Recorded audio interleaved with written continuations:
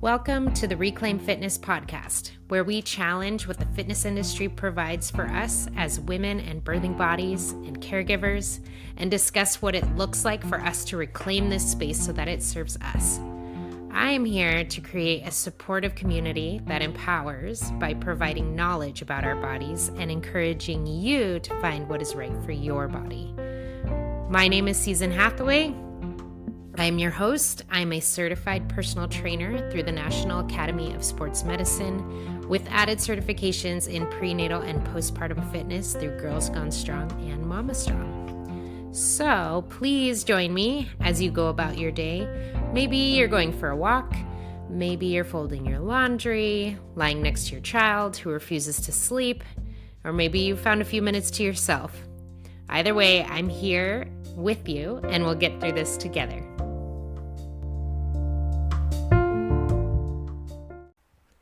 Hi, everyone. Welcome back to the podcast. It is still April and it is still overwhelming. I am still having a crazy month.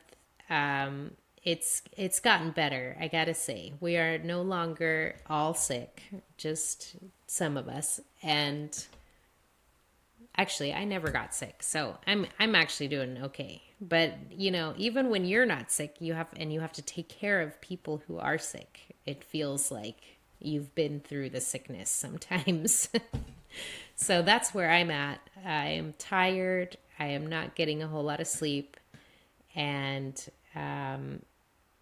there's just a lot going on. So if you are there with me, there you go. I'm here with you. If you're there with me, I'm here with you. We are here together in the middle of April, and we are potentially overwhelmed. So I'm so glad you're here. Thank you for joining me. And this week, we're talking about reclaiming your time. And last week, we talked about how that can be impossible, right? You have sick kids, you have life that's just happening all around you, and there are just periods of time when self-care doesn't happen, when exercise doesn't happen, when basic needs are not met, right? Because you are meeting the basic needs of your family, and that's okay. I am here to say that is okay. There will be periods of time in your life when you cannot exercise and you cannot do all the healthy things that need to be done, right? All the things that everyone says you need to do to be healthy. And you do not need to feel guilty about it. You are not a bad person. You might be having a hard time, or you're just busy, right? This is just not a time in your life when that is something that can happen.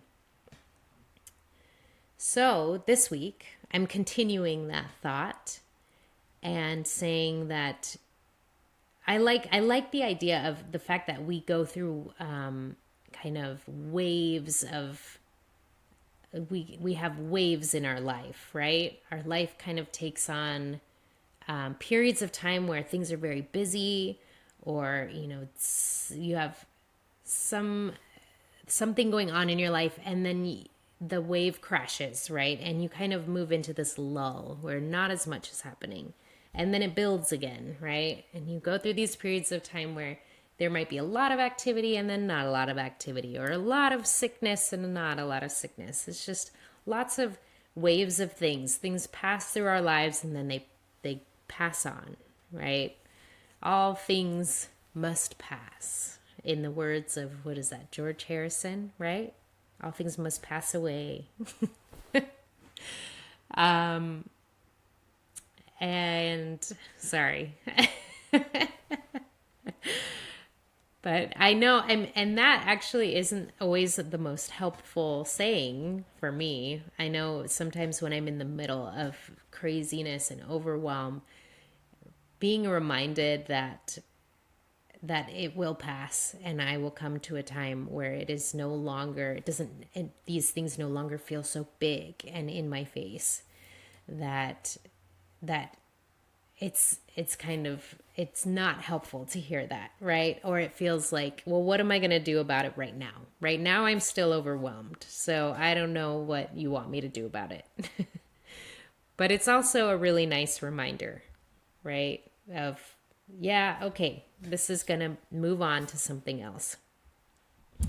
So this week, I want to talk about what do we do in the periods of time when we are at those lulls in activity and where maybe we have a little bit more time injected into our day that allows us to get that movement in that we really need. And I think a lot of us are, myself included, when we get that extra time, sometimes that means we get more sleep. Sometimes that means, maybe the kids are at school. We have a few more minutes in our day, a few more hours in our day just to ourselves to be able to get things done and feel productive.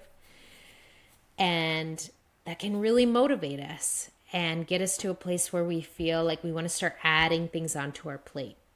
And I think that's great and it's fantastic. But sometimes we tend to kind of overload our plate in those moments. And then when life inevitably hits again, our plate is so overloaded from when we were feeling productive and we had the time to do these things that we have to take some of the things off of our plate, and then we feel guilty again for removing those things that we had just put on our plate.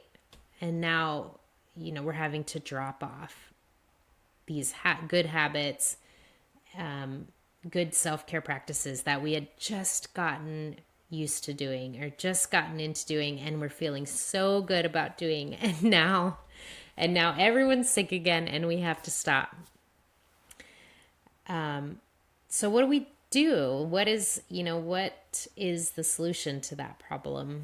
And one thought that I was having is perhaps it would be useful during those lulls to, rather than pile on more stuff onto our plate and fit those self-care practices and other good things and good habits that we enjoy, rather than fitting them onto our plate when it's empty and filling that plate up, maybe we should think about creating habits and practices that will still fit up on our plate even when our plate is filled with other things like family responsibilities and caregiver responsibilities.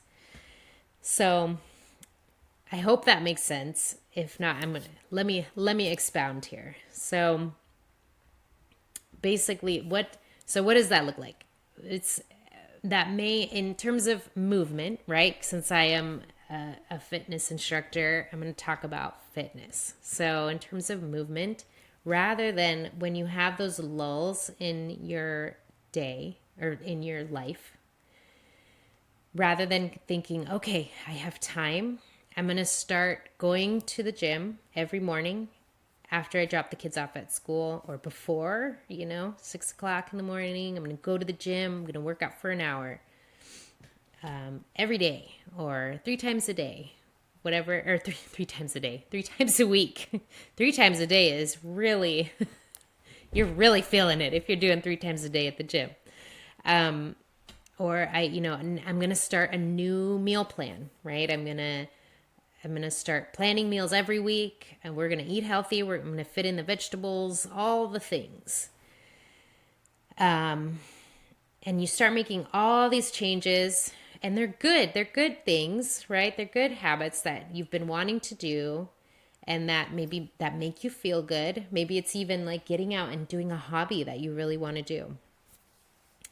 And then life hits again, and then you have to start dropping those good habits, those good things that you've been doing, because you filled up all that extra time you had, and then once you lost that extra time, they don't fit anymore into your life.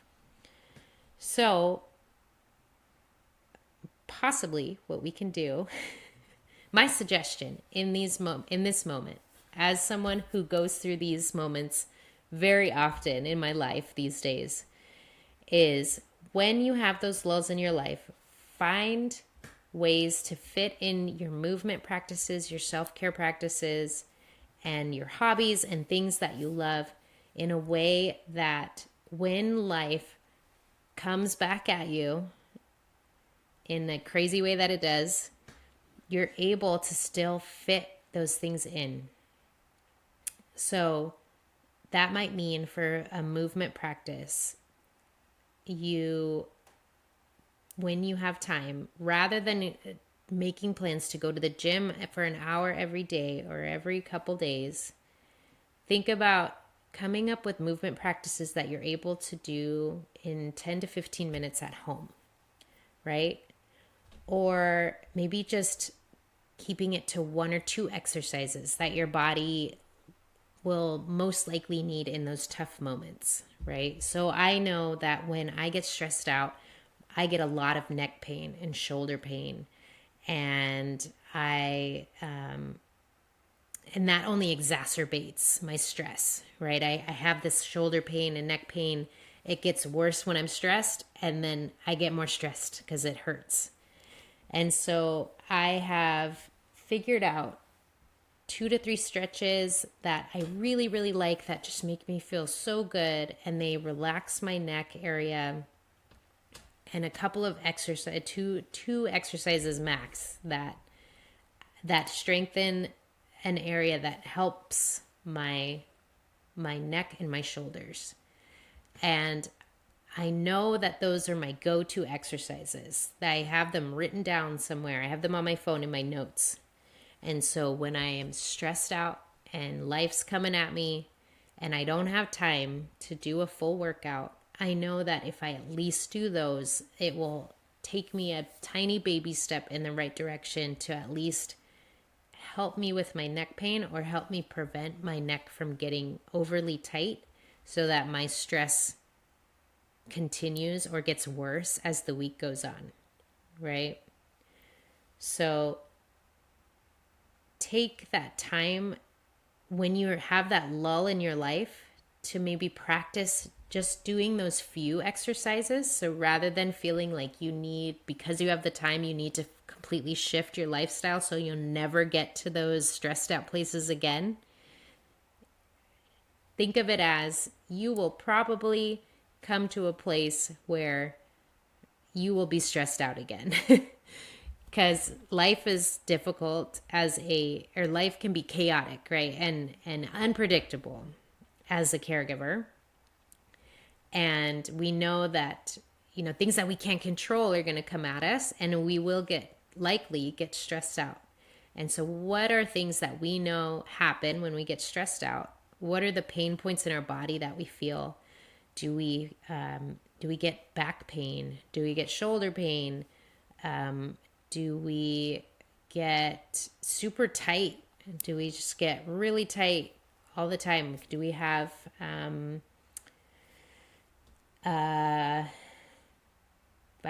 it's escaping me. Whatever you feel in your body, next time you feel very stressed out, if you're like, I don't know what I feel, I just feel stressed. Take a moment to sit with yourself in your body and think, what am I feeling right now? And where am I in my body am I feeling this stress? And then you can figure out when you have time, the next time you have a lull in your life and a moment to look and find something, look up different movements and stretches, find something that pinpoints your pain point when you're stressed out. Then keep it short.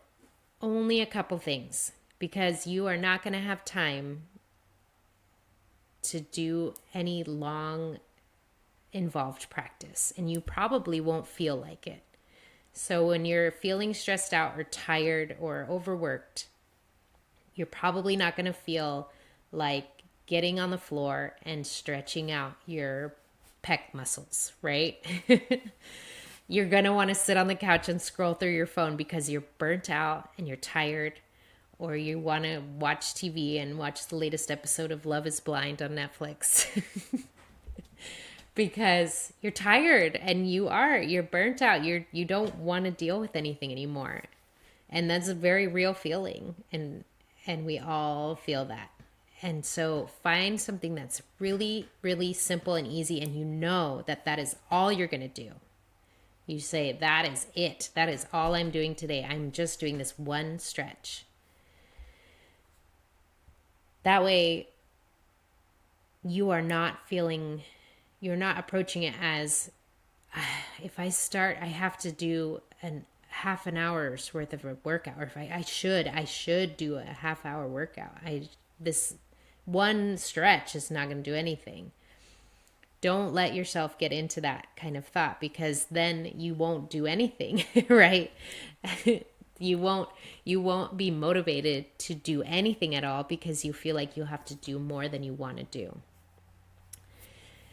And let me just say that those small little workouts can be so meaningful. Those